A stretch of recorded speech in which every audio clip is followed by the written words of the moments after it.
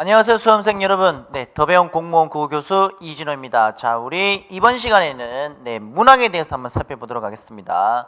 자, 기본적으로 이 문학이라는 것은 크게 고전과 현대로 나타낼 수가 있는데, 고전과 현대 같은 경우에는 기본적으로 1894년을 기준으로 잡아서 요 앞에 나왔는 것을 우리는 보통 고전이라고 부르고, 이 뒤에 나와 있는 것을 우리는 현대라고 부르게 됩니다. 현대.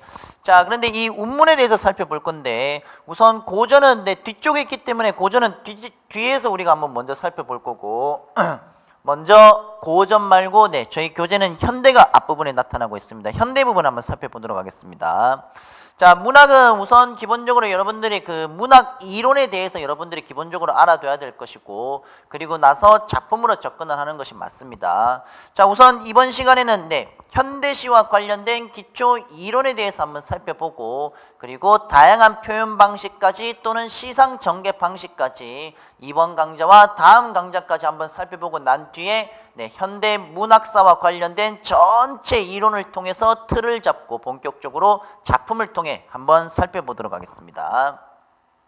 자, 여러분들 기본적으로 이 시라는 것은 인간의 사상과 감정, 우리 인간들의 사상과 감정을 운율이 있는 언어로 압축해서 형상화한 것, 이것을 우리는 보통 시라고 표현을 하게 되는데, 자, 우선 이 시라는 것은 크게 세 가지 요소가 있습니다. 첫 번째는 주제가 되겠고, 그 다음에 두 번째는 운율이 되겠죠. 운율. 그 다음에 마지막 세 번째는 심상이 되겠습니다. 심상. 자, 이 주제라는 것은 여러분도 한번 생각을 한번 해보도록 하십시오. 이 주제라는 것은 작가의 중심 생각이기 때문에, 여러분들이 중고등학교 때, 그러니까 예전에 이제 학교 다닐 때 여러분들이 이제 기억을 떠올려 보면은 가끔씩 이제 그 해당 교과 선생님들이 학교에서 학습 목표라고 적으시는 분들이 분명히 있습니다. 자, 이 주제는 그와 동일합니다. 저희가 이 시에 대해서 공부를 할 때 각 작품별로 반드시 이 주제가 등장을 하는데, 이 주제 같은 경우에는 글쓴이의 중심 생각에 해당하는 것으로서 우리가 반드시 알아야 되는 부분이라고 생각하시면 되겠습니다. 그래서 주제는 글쓴이의 중심 생각으로 여러분들이 생각을 하시면 되겠습니다. 가장 중요한 부분이 되겠죠. 가장 중요한 부분. 자, 그 다음에 이제 운율을 한번 살펴보도록 하겠습니다. 운율로 내려가게 되면은, 운율은 크게 두 가지가 있습니다. 두 가지. 하나는 내재율이 되겠고, 내재율. 그 다음에 두 번째는 외형률이 되겠죠. 외형률. 자, 그런데 이 내재율과 외형률은 그렇게 사실 어렵지는 않습니다. 어떻게 보느냐, 운율이 말 그대로 작품 안에서 느껴진다는 내용이 되겠고, 그 다음에 여기를 보게 되면은 지금 외형률이라고 나오고 있는데, 운율이 밖에, 겉에서 느껴지는 내용들이 되겠습니다. 자, 외형률은 우선 우리가 간단하게 예를 한번 들어보게 되면은, 외형률은 시조 있죠, 시조. 시조를 보게 되면 시조는 어떻습니까? 초장이 있고, 그 다음에 중장이 있습니다. 그 다음에 종장이 있겠죠, 종장.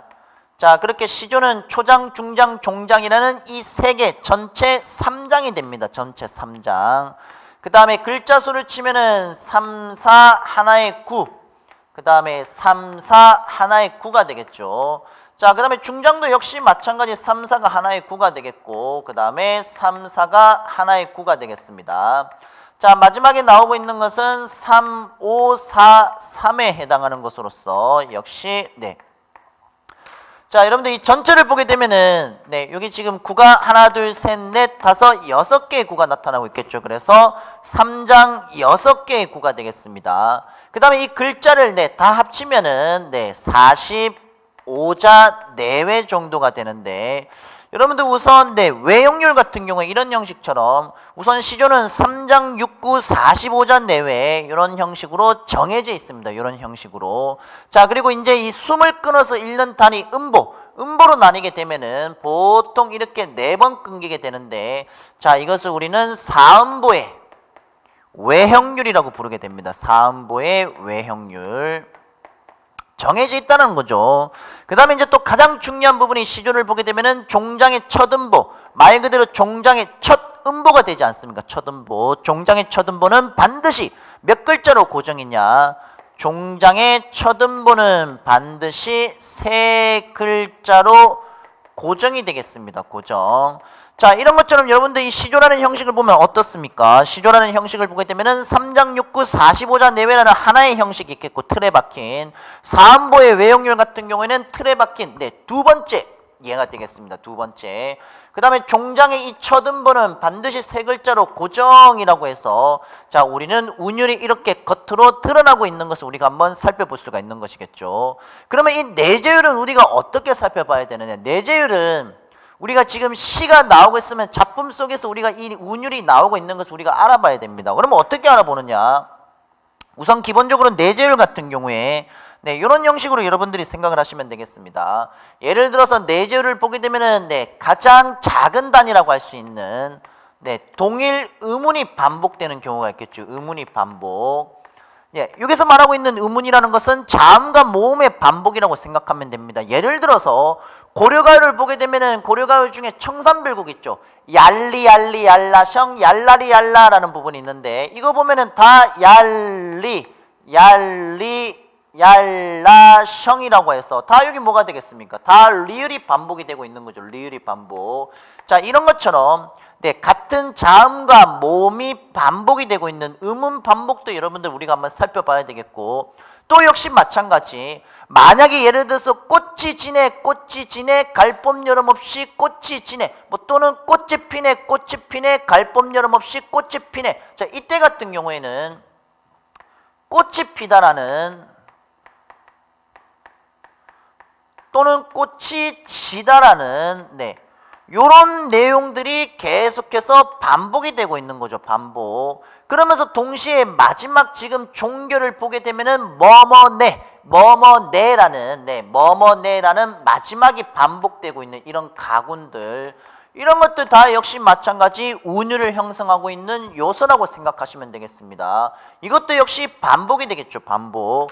자, 그래서 운율을 형성하는 요소를 보게 되면은 당연히 음운의 반복이 되겠고, 그 다음에 두 번째 음운보다 더 큰 거는 뭐가 되겠습니까? 음절의 반복이 되겠습니다. 음절의 반복. 그 다음에 동일 단어의 또는 동일 시어의 반복도 될 수가 있을 것이고, 당연히 같은 구가 반복이 될 수도 있을 것이고, 같은 문장이 반복이 될 수도 있을 것입니다. 이 말은 무슨 말이냐? 현대 자유시 같은 경우에는 내재율에 해당하는 것으로서, 내재율은 시 안에 반복되고 있는 요소를 통해서 여러분들이, 즉 독자들이 스스로 운율을 찾을 수 있어야 되고, 또는 그렇게 느낄 수가 있다는 것. 자, 그래서 이 운율은 내재율과 외형률 크게 두 가지로 여러분들이 살펴보실 수가 있습니다. 이따 작품을 통해서 시상전개라든지 그 뒷부분을 보게 되면 우선 본격적인 작품을 나가기 전에 앞부분에 연습할 수 있는 부분들이 나타나고 있는데, 그런 부분들을 통해서 한번 자세히 알아보도록 하겠습니다. 이런 부분들은 이따가 연습을 한번 해보도록 하겠습니다. 자, 그 다음에 이제 세 번째, 그러니까 시의 3요소는 운율, 심상까지 크게 세 가지가 있는데, 세 번째는 심상이 되겠습니다. 심상. 이 심상이라는 것은 여러분들 아마 다 알고 계실 겁니다. 눈으로 볼 수 있다라고 하게 되면은 시각이 되겠죠. 시각. 귀로 들을 수 있다라고 하게 되면은 청각이 될 것이고, 냄새를 맡을 수 있다라고 하게 되면은 후각이 됩니다. 그 다음에 맛을 느낄 수 있는 미각이 되고, 마지막으로 피부에 해당하는 감촉이라고 해서 촉각이 있을 수가 있겠죠. 이런 것들.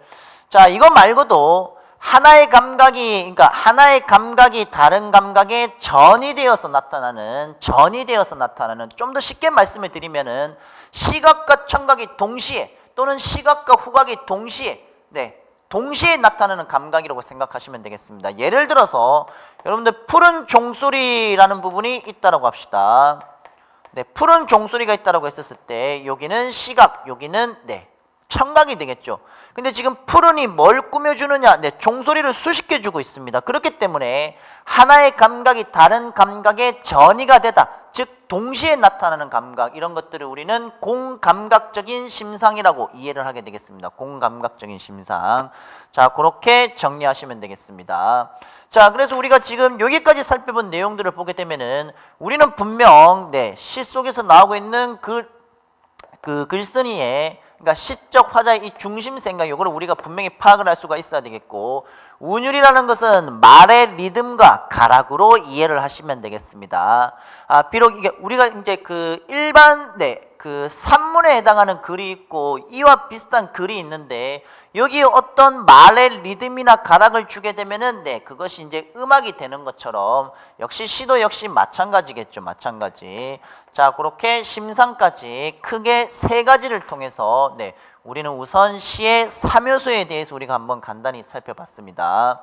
자, 그 다음에 저희 교재 계속해서 보게 되면은 자, 거기 네모 1번 21쪽이 되겠죠. 21쪽이 나오고 있는 1번 시의 뜻은 이제 이해가 갈 겁니다. 그리고 정형시가 나오고 있는데 이 정형시라는 것은 저희가 이제 아까 여기서 시조에서 한번 살펴봤기 때문에 넘어가도록 하겠습니다. 자유시도 역시 마찬가지고. 자, 그 다음에 여러분들 그 산문시가 나오고 있는데 이 산문시는 여러분들 어렵지 않습니다. 산문시 같은 경우에는 줄글로 줄글로 이루어진 시가 되는데 산문시는 예를 들어서 임은 같습니다. 사랑하는 나의 님은 같습니다라고 하면서 보통 한 행이 하나의 행이 한 행이 마지막 이제 문장의 형식으로 끝이 나면은 산문시로 생각하시면 되겠습니다. 한 행이 문장의 형식으로 끝이 날 때. 자, 이것을 우리는 산문시라고 부르게 되겠고, 내용상 관례로 가게 되면은 우선 서정이라고 나오고 있는 것은 개인의 감정이 되겠죠. 개인의 감정을 나타내주고 있는 것이 바로 서정이라고 생각을 하면 되고, 이 서사라는 것은 여러분들 기본적으로 인물, 사건, 배경에 해당하는 이야기의 형식을 가지고 있는 것입니다. 서사시, 인물, 사건, 배경이 들어갈 수가 있습니다. 작품 안에. 자, 그 다음에 이제 가로 3번으로 가도록 하겠습니다. 가로 3번. 자, 우선 가로 3번을 보게 되면 첫 번째 주정이 나오고 있는데, 주정은 간단하게 여러분들 이해하십시오. 감정을 중시하는 겁니다. 감정을 중시하는 것이 되겠고, 바로 밑에 나오고 있는 주지라는 것은 이성이 되는 것이겠죠. 이성을 중시하는 것이 되겠습니다. 그렇게 그거는 간단하게 여러분들 한번 보시면 되겠습니다. 자, 그래서 우리가 지금까지 바라본 내용들 22쪽과 23쪽에 그대로 나타나고 있겠죠. 22, 23쪽을 보면 그대로 지금 나타나고 있습니다. 자, 그래서 제가 3번, 4번, 5번에 해당하는 22, 23쪽은 지금 여기에서 제가 설명을 다 우선 드렸고, 우리는 바로 6번으로 넘어가도록 하겠습니다. 6번으로 넘어가서 시어가 가지고 있는 함축적인 의미에 대해서 한번 살펴보도록 하겠습니다. 시어가 가지고 있는 함축적인 의미가 되는데, 자, 변용로 시인의 농계라는 작품을 보게 되면은 강물이 나옵니다. 강물 또는 물결이 나타나고 있는데, 자, 이 강은 첫 번째 진주남강이 되겠죠.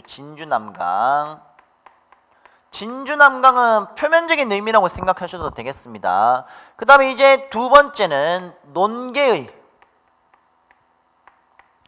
당연히 애국 혼이 될 것이고, 세 번째는 진주남강은 임진왜란 그때도 흘렀었고 지금도 흘러가고 있습니다. 그래서 강물을 우리는 흔히 우리나라의 보통 역사라고 표현을 하고 있겠죠. 역사.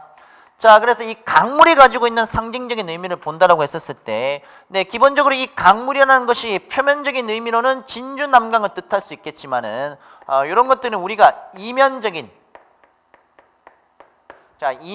주제로 여러분들이 이해를 하시면 되겠습니다. 그런데 이 강물이라는 것이 지금 하나의 시어가 이런 여러 가지 함축적인 의미를 지니고 있을 때 우리는 이런 것을 무슨 법이라고 하느냐?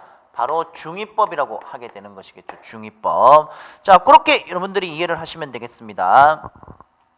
자, 그래서 6번을 보면은 일상어와, 그러니까 시어와 일상어가 지금 나타나고 있는데, 일상어라는 것은 여러분들 기본적으로 정보 전달을 중심으로 두고 있습니다. 정보 전달. 말 그대로 내가 그에게 얘기를 할 때는 정보 전달을 중심으로 하고 있는 말 그대로 지시, 사전을 찾았을 때 나오는, 예를 들어서 친구랑 있는데 야 오늘 비 온대, 오늘 뭐 소나기라고 온대, 하늘에서 뭐 비가 온대라고 했을 때 비, 소나기 전부 다 뭐가 되겠습니까? 우리가 사전을 찾으면은 가장 쉽게 찾을 수 있는 가장 중심적인 의미를 지니고 있는 지시, 사전적 의미가 되겠습니다. 하지만 우리가 운문 작품에서 말하고 있는 이 시어라는 것은 시적 화자들이 보통 개인적 상징을 부여하는 것이기 때문에 그 안에는 이면적인 의미가 있는 것이고 함축적인 의미가 상당히 다양하게 나타날 수가 있습니다. 다양한 의미들. 그 예를 들어서 여러분들 그 고대가요라는 그 갈래를 보게 되면은 네, 공무도화가라는 내용이 있습니다. 공무도화가. 그 공무도화가를 보면은 1구 그다음에 첫 번째, 두 번째, 세 번째 연달아서 물이 나오고 있는데 네, 첫 번째에서 우리가 가지고 있는 물이 가지고 있는 상징적인 의미는 사랑이 됩니다. 사랑. 두 번째는 이별이 되겠고 마지막 세 번째는 죽음. 네, 단절을 의미하게 되는 것이거든요. 자, 그래서 이처럼 우리가 지금 똑같은 물 1, 2, 3이 있는데 공무도화가라는 작품입니다. 저희 고전에서 자세히 살펴볼 겁니다. 우선 여러분들 물이 하나, 둘, 세 줄, 그러니까 1, 2, 3에서 전체 네 줄이거든요. 네 줄. 네 줄인데 첫 번째 줄, 두 번째 줄, 세 번째 줄이라고 해서 1, 2, 3구까지 다 물이 나오고 있습니다. 물이 나오고 있는데 첫 번째 줄에서는 이 물이 함축적인 의미가 사랑, 두 번째 줄에서는 이별, 세 번째는 죽음, 단절을 가지고 있는 것으로서 역시 뭐가 되겠습니까? 시어가 가지고 있는 상징적인 의미, 함축적인 의미는 우리가 생각하는 그 물과 전혀 다른 내용으로 여러분들이 이해를 하시면 되겠죠. 사전을 찾았을 때 물 아무리 찾아봐도 사랑 안 나옵니다. 이별 안 나옵니다. 죽음 안 나옵니다. 네, 그렇게 여러분들이 이해를 하시면 되겠습니다. 자, 그리고 저희 예가 나오고 있는 부분을 보게 되면은 네, 편지가 되고 3살이 되자라는 내용이 나타나고 있는데 자, 여기 지금 내용들에 대해서 여러분들이 보게 되면은 전반적인 지금 작품의 흐름이 네, 아무래도 이제 소외된 자가 되겠죠. 소외된 사람들에게 지금 편지가 되자 3살이 되자라는 것은 소외된 이웃들에게 관심을 가지자. 네, 그런 의미로 여러분들이 이해를 하시면 되겠습니다. 그러면은 지금 동그라미가 되고 있는 오른쪽을 보면은 이렇게 지금 여러분들이 나타나고 있겠죠. 어려운 사람들에게 희망을 줄 수 있는 존재 또는 어려운 사람들에게 위로를 줄 수 있는 존재에 해당하는 것으로서 편지와 3살 같은 경우에는 긍정적인 시어로 여러분들이 생각을 하면 되겠고 그리고 이 시어들은 네, 당연히 함축적인 의미를 지니고 있는 것으로서 여러분들이 이해를 하시면 되겠습니다. 자, 그 다음에 그 시적 어용이 나오고 있는데 시적 어용이 예를 들어서 하얀이 맞춤법에 맞다라고 하게 되면은 시에서 네, 일부러 맞춤법에 어긋나게 표현을 하는 겁니다. 네, 뭐 이런 것처럼 하얀이라는 이음절을 일부러 이렇게 하아얀이라고 해서 또는 파란을 파아란이라고 해서 이렇게 일부러 네, 늘리는 것이 되겠죠. 또는 그러니까 맞춤법에 어긋나는 것을 얘기하고 있는 것으로서 네, 여러분들 보시게 되면은 네, 이런 내용들이 분명히 맞춤법은 이게 맞는데 시에서는 이렇게 적을 수 있다는 것이 되겠습니다. 이것을 시적 허용이라고 부르는데 그러면 시에서는 이렇게 문법적인 성질에 어긋나는 문법에 어긋나는 것을 왜 이렇게 적어줄 수 있느냐? 왜 이것을 허용을 하느냐? 딱 하나죠. 운율입니다. 운율 때문에 예를 들어서 나는 지금 하얀색인 색감을 집어넣고 싶은데 시조가 되겠습니다. 시조가 되는데 그것은 나는 지금 종장의 첫음보가 되겠죠. 여러분들 아까 제가 전 강좌에서 앞부분이죠. 종장의 첫음보는 반드시 몇 글자로 고정이라고 말씀을 드렸습니까? 3글자가 되겠죠. 3글자. 3글자가 되는데 이 3글자에 해당하는 이 하얀을 약간 이렇게 일부러 3글자로 늘리는 거죠. 이렇게. 자, 이런 시적 어용은 네, 운율을 이렇게 맞추는 과정에서 이렇게 맞춤법에 비록 어긋나더라도 네, 이런 허용 시에서 안에서 이제 허용하다라는 의미로 이해를 하시면 되겠습니다. 그렇게. 자, 이런 내용들이 이제 시적 허용들이 되겠고 자, 그렇게 여러분들이 네, 정리 한번 하시면 되겠습니다. 자, 그다음에 이제 저희가 본격적으로 네, 그 다음 강좌에서 이제 본격적으로 이제 작품을 이제 들어갈 건데 자, 우선 여러분들 그 시를 보게 되면은 네, 간단하게 제가 공부할 수 있는 학습 방법을 먼저 말씀을 드리겠습니다. 이 운문 같은 경우에는 특히 여러분들이 이제 많은 갈래와 많은 작품들이 있다 보니까 네, 이거를 한 번에 어떻게 여러분들 그 작품마다 이 작품을 세부적으로 공부하신다고 했을 때 상당히 오래 걸릴 수도 있고 지칠 수도 있는 것이겠죠. 그래서 여러분들이 운문 문학에 대해서 이제 여러분들이 접근을 한다고 하셨을 때 문학과 운문과 관련된 기초 이론이 어느 정도 좀 된다고 하면은 네, 이제 문학사와 관련된 이론을 접근할 때 여러분들 큰 틀에서 좀 접근을 하도록 하십시오. 예를 들어서 현대 자유시 같은 경우 1894에서 1910까지는 개화가사, 창가, 신체리라는 큰 틀을 먼저 잡아놓고 난 뒤에 개화가사는 뭐고 창가는 뭐고 신체시는 뭐고 세부적으로 들어가는 거죠. 1920년대도 역시 마찬가지. 전통적 서정시의 깃들을 마련한 사람인데 김소월이 있고 독특한 사상시에 해당하는 한용운이 있습니다. 한용운. 그 다음에 이제 1920년대도 저항시라고 할 수 있는 이상화, 빼앗긴 들에도 봄은 오는가. 그 다음에 이제 또 뭐 낭만주의에 해당하는 작품들 또는 이병기, 이은상, 그 다음에 최남선에 해당하는 시조부흥운동들 또는 김동완의 국경의 밤이라는 근대장편 서사시라든지 이런 내용들이 있을 때 여러분들이 이런 내용들에 대해서 명확하게 20년대는 이런 흐름이 있다는 것을 여러분들이 인지를 하시고 그와 관련된 작품을 세부적으로 들어가는 것이 분명히 맞습니다. 왜 그런가 하면은 분명히 이 작가에게는 어떤 흐름이라는 게 있고 작가에게는 경향이 있습니다. 처음에는 이 작가가 이런 경향을 지니고 있는데 후기로 가게 되면 이 작가의 경향이 또 다른 걸로 바뀔 수도 있는 것이군요. 이런 부분들이 또 문제가 될 수 있는 것이기 때문에 먼저 큰 틀에서 작은 것으로 들어가시면 되겠습니다. 요 부분은 제가 그 문학사 이론을 할 때 아마 그 다다음 강좌가 아마 될 것 같은데 그 부분에서 제가 자세히 한번 다뤄보도록 하겠습니다. 자, 그래서 우선 시와 관련된 우선 앞부분에 나오고 있는 저희 교재 21쪽과 22쪽과 23쪽 우선 여기까지 한번 간단하게 살펴봤고 그 24쪽에 나오고 있는 시의 화자라든지 정서라든지 분위기 같은 경우에는 그 뒤에 시상 전개 그쪽을 할 때 제가 다시 한 번 더 말씀을 드리도록 하겠습니다. 자, 그래서 우선 여기까지 여러분들 한번 정리를 좀 해두도록 하시고 그리고 그 다음 시간 거기 앞부분은 저희 표현 방법에 대해서 좀 한번 살펴보도록 하겠습니다. 다음 강좌에서는 그 표현 방법 같은 게 여러분들 그 표현상의 특징, 내용 전개상의 특징에 해당하는 것으로서 꼭 정리를 해둬야 되는 부분이기 때문에 그 다음 강좌 좀 신경 써서 여러분들이 좀 한번 보셔야 될 겁니다. 자, 우선 문학 첫 번째 시간 고생하셨습니다. 저는 다음 부분에서 한번 다시 인사드리도록 하겠습니다. 수고하셨습니다.